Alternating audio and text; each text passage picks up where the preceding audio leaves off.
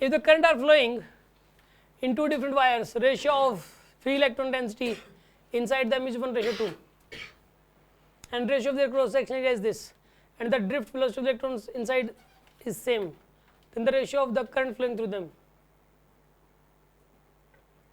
सुन आप, एक करंट और ड्रिफ्ट वेलोसिटी में रिलेशन होता है, I इक्वल टू NEAVD होता है, उससे हो जाएगा। ये फॉर्मूला में भी रहेगी, आपको बताना, I इक्वल्स टू NEAVD। ये क्या होता है सुन लो आप, देखो पहली बात तो ये फॉर्मूला जो है ना, इसमें है क्या, इसका मतलब क्या है सुनो आप।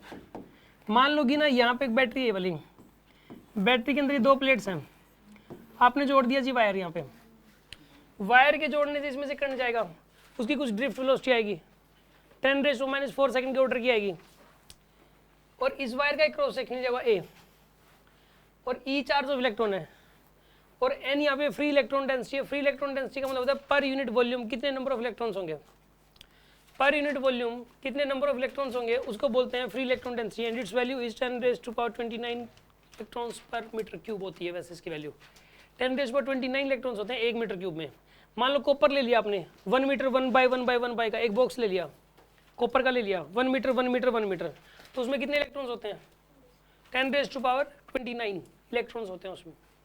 जस्ट इन्फॉर्मेशन है। वैसे इसके अंदर 10⁻29 इलेक्ट्रॉन्स होते हैं, तो ये फ्री इलेक्ट्रॉन डेंसिटी है पर यूनिट वॉल्यूम जितने नंबर ऑफ इलेक्ट्रॉन्स हैं, ये गिवन होगा पेपर में एन पेपर में, और आई क्या है इसमें से चलने वाला करंट।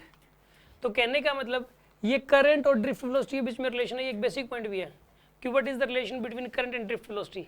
इसका answer I equal to NEAVD। याद ही करना पड़ता है, सब्जेक्टिव में डेरिवेशन इसका, वो मतलब उससे कोई फिजिकल परसेप्शन नहीं मिलता, मतलब ऐसा नहीं है कि उससे कुछ कॉन्सेप्ट क्लियर होता हो, क्वेश्चन सोल्व होते हो, इसलिए याद करने में भलाई होती है वाली, ठीक है ना। इसके अंदर जो है ना I इक्वल टू NEAVD, ये याद रखना, I इक्वल टू NEAVD, इसके ऊपर बेस्ड एग्जाम में क्वेश्चन आ सकते हैं। ये डायरेक्ट ही आ गया क्या question, I equal to NEAVD, I की वैल्यू कितनी यहाँ पे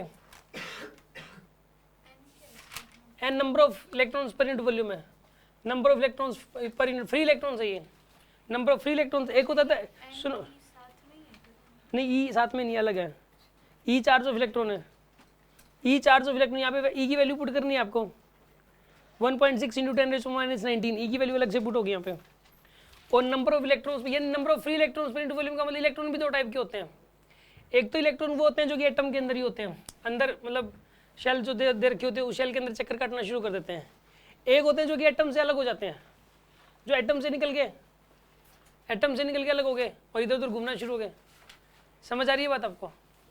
इसके अंदर सुनो आप, यहाँ पर देखिए, अब एक काम करो, रेशियो ऑफ करंट फ्लोइंग पूछा था, तो I1/I2 पूछा है आपसे ना, and number of free electron density same है क्या यहाँ पे, ratio of electron density is 1:2, ये दे रखी भाई। पहले वाले में n मान लो, तो दूसरे वाले में क्या मान ली 2n। ई की वैल्यू तो सेम ही लेनी पड़ेगी दोनों में, चार्ज ऑफ इलेक्ट्रॉन सेम होता है। क्रॉस सेक्शन एरिया 2:3 में है, इसका 2a मान लिया, इसका कितना मान लिया 3a। VD drift velocity same दे रखा है, ड्रिफ्ट वेलोसिटी सेम दे रखी है भाई इसने, तो VD से VD गया, A से A गया, E से E गया, N से N गया, क्या आंसर 2 से 2 गया भाई, ये तो क्या आंसर आ गया 1/3। Answer is 1:3, C option is correct. समझ में आ गई होगी बात आपको, कोई डाउट है किसी के मन में। बस ये फॉर्मूला बेस्ड क्वेश्चन था, अगर आपको फॉर्मूला याद है तो आप इस क्वेश्चन को कर पाओगे, और अगर फॉर्मूला याद नहीं है तो गए काम से। समझ में आ गई होगी बात आपको, है ना। ले देखिए फॉर्मूला याद करना है यार आपको।